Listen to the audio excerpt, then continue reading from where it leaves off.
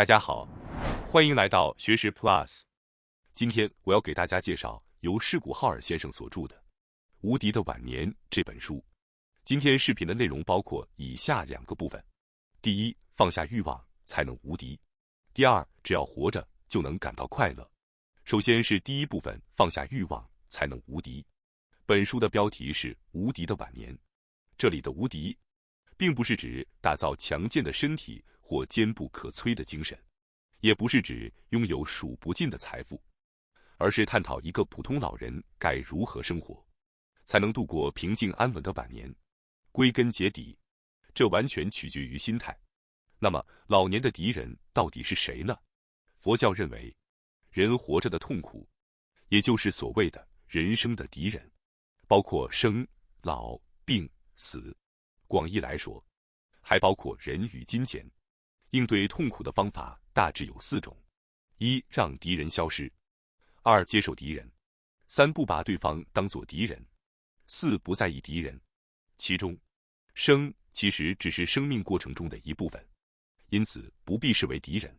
至于老，对老人来说就是眼前的问题，而对20-30岁的人来说，衰老还只是遥远未来的事。然而，对许多老人而言，老的问题也很微妙，因为身体的衰老与心理的衰老往往不同步。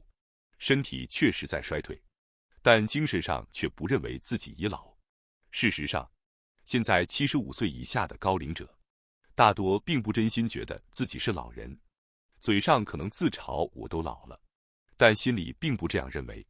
因此，有些人会抗拒衰老，但最终还是只能接受，因为这是自然规律。美好生活的根基是健康，在生老病死4者中，对生活影响最大的是病。无论是活着，还是去做任何事情，健康都是最重要的。人们容易忽视健康，是因为健康状态太理所当然，只有失去时才会意识到它的可贵。因此，当病痛痊愈时，比如头晕、腰痛缓解、恶心消失，人往往会由衷感叹，健康才是第一，金钱和名誉都不重要。然而，人类的习性很有趣，一旦健康恢复，很快又会把它当作理所当然，忘记了刚才的感激。所以，健康依旧是美好生活的根基，而且在一定程度上可以通过自己的心态和习惯去维护。不要过度消耗身体，而是学会与它好好相处。至于死，它同样是自然的一部分。把死亡当作敌人毫无意义，因为这是一个绝不可能打败的对手。唯一能做的，就是认定顺其自然。在日本，大往生是一种对死亡的美好说法，意思是在人生的最后阶段，安详、自然、无痛地离开人世。通常，这个词带有祝福和尊敬的意味，既是对逝者一生圆满的认可，也是一种对生命终点的理想期望。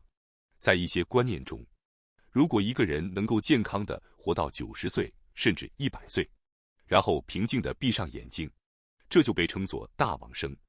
这不仅意味着与死打了个平手，也让临终者和送别的人都更容易接受和释怀。当然，人无法选择自己的死亡时间，该死时就死，不该死时就活着，这就是命运。最终，死亡只能用一个词来形容：宿命。除了生老病死之外，还有2个主要的敌人，金钱和人。其中最棘手的是人。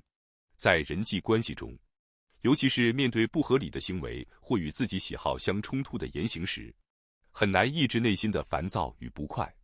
但如果总是把情绪表现出来，反而会让自己疲惫不堪。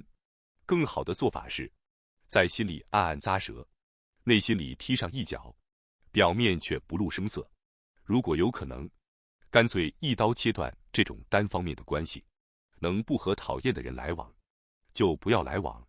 讨厌的新闻不看，讨厌的事不做，讨厌的地方不去，仅此而已，生活就会轻松许多。至于金钱的问题，追根究底，是因为人内心深处渴望金钱的心理作用。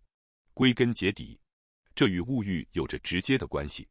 金钱的本质作用是用来满足物欲，当物欲得到满足时，内心会感到一种短暂的充实感，但那只是一种假象，是暂时的满足。因此，如果能够消除想要更多钱的欲望，金钱这个所谓的敌人也就不复存在。当欲望消失，敌人自然也会随之消失。当然，基本的住房和最低限度的生活开销是必须的，但为了买那些并非必要的额外东西而需要的钱，才会变成敌人。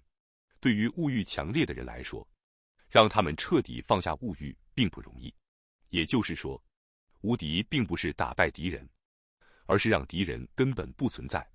只要活着，就足够了。无论是衰老、疾病还是死亡，都无法按自己的意愿掌控，最终只能交给命运。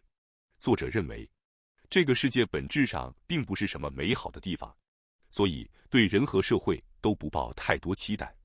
也正因如此，当在其中偶然遇到善意时，才会感到格外开心。这也与物欲有关。作者说过，自己的幸福感门槛设得非常低。他不是美食家，也没有品酒的爱好，便利店的饭团和寿司就是日常标配，甜点只要一根香蕉。他住的公寓已经很老旧，但因为明白坐有一席，卧有一铺的道理，所以并不想住更宽敞的房子。保持低生活要求是一件很重要的事，只要把最低标准设得足够低，就能随时感受到幸福，自己能对当下的生活感到满足，就是一种非常大的幸福。老子说过，知足，但我们不必纠结于这种高深的道理，只要把自己的需求标准重新调整，回归到朴素的生活水平，这就已经足够了。知足或许是一句被反复说烂的话，但它确实是真理。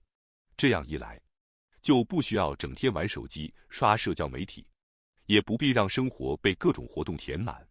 今天去桑拿，明天去露营，后天去游乐园，只要活着，光是这样就已经足够了。接下来是第二部分，只要活着就能感到快乐。有一次，作者试着想象自己的死亡，死后会是什么样的状态呢？大概是无边无际的黑暗，像冰一样冰冷，死一般的寂静，一个被完全隔绝的世界，而且这种状态会永远持续下去。想到这里，就觉得那真是太可怕了。于是反过来一想，和那样的状态相比，活着实在是太好了。因为活着是解放的、明亮的、温暖的，有声音，可以听到人们的谈话，周围充满了大自然的色彩，而且我还能呼吸。光是这一点，就已经无可挑剔的美好。当然，活着还能拥有更多的喜悦，但那些只是额外的喜悦。真正根本的喜悦，是活着本身。没想到，看得见东西，听得见声音，能感受到风，能走路，尤其是能轻松呼吸，竟然是如此值得感恩的事。只要活着，就很快乐；只要活着，就值得高兴。作者仿佛在那一刻，开启了新的心境。活着，就是一件好事。杂志、电视上总是说一些老人人生收尾、健康、资金、今后该怎么生活之类的话，但作者觉得，那些担忧很多时候都是多余的。作者在过去的著作中写过，在那种时候，说一句这些担心都不必有，就是只要活着就快乐的生活方式。这种实实在在的感受，能让人摆脱必须去做点什么的心理压力，并不是强迫自己去认为活着本身很快乐，而是从心底真正认可这一点。那么，这种感受就能成为生活和人生的基石，稳如磐石，无所畏惧。在50、60岁的时候，作者从未认真想象过自己的死亡，因为那时还没有自己老了的实感。偶尔想到死亡，也不会是认真的，因为那时觉得死亡还很遥远。也许，真正能体会到光是活着就足够高兴的人，只有在能够将死亡视为切身之事的年龄，才可能做到。